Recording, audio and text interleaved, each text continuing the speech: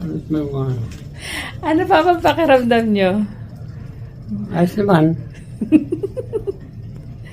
Okay. Anong naramdaman nyo kagabi? Hindi ko makahinga. Ngayon? Okay na. Okay, very good. Ito yung emergency hospital na pinagdalahan namin kay Papa. Yun yung monitor, tas ito naman yung computer ng mga nurse. Bali, pagpasok nila, magsa-sign in sila dyan, tapos ilalagay nila yung mga notes nila para centralize lahat ng data. Tas ito naman si Lalak, hindi niya na talaga nakayanan yung puyat, kaya gumawa na rin siya ng sarili niyang higaan sa gilid ni Papa.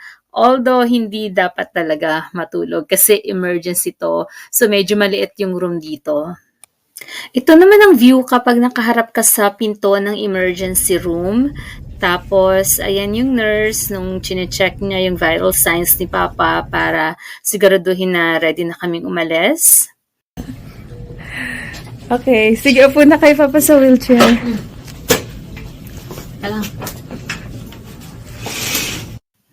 At iyan ang napakabait kong kapatid, si Lalak. Siya ang magtutulak kay Papa papunta sa labas.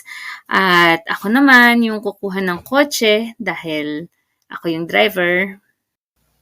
Ito naman yung palabas na kami sa emergency room. Makikita nyo, nandyan yung mga ambulance. Actually, parang sila yung naghatid sa amin kanina eh. Hintayin nyo ako dyan.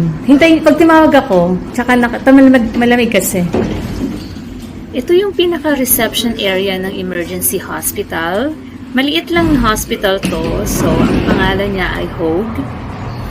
Ayan, so meron ding hintayan dyan. Tapos ayan na yung mga ambulance.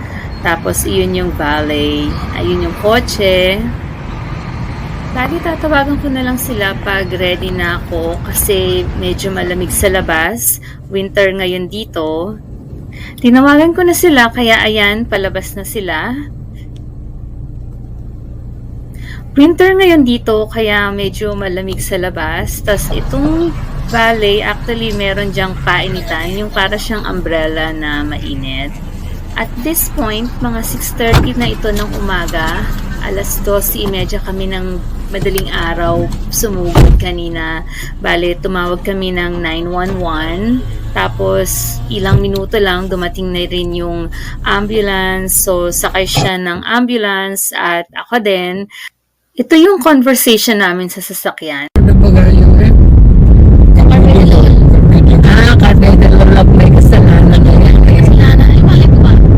Hindi talaga linalagyan ko ng Carvedilol yun. Makakatuloy ang puso na.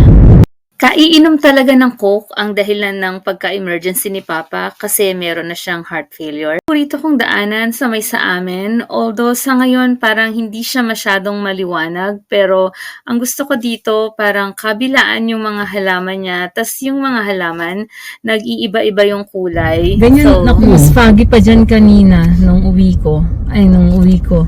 Tapos madilim pa. Tapos di ba kanina lang ng umaga, nag-drive ka? Very foggy.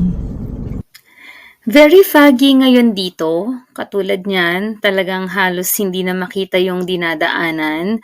Pero mas foggy kanina kasi nung papunta kami, actually, parang ganito siya. Ito yung umuwi ako, iniwan ko lang sila muna dahil super antok ko na talaga. So mga 2:30 ito ng madaling araw. Buti nga pumayag si Lalak na siya lang yung magbantay sa hospital. Tapos ito yung paliguan sa amin. Grabe. Dito nga naligaw yung driver ng ambulance kanina. So dumiko siya ng bago pa dun sa kalsada na yon. So ganun halos hindi namin makita yung daan. Eto, finally, nakauwi na kami ng bahay. Alam ko masama pa loob mo na pinauwi ka. Gora ka na.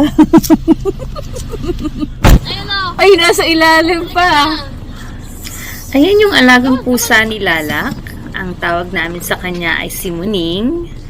Tapos ito naman yung paligid ng bahay namin. Bali, ayun yung kapitbahay. Tapos bali, cul-de-sac. Medyo cul-de-sac yung pinakabahay namin.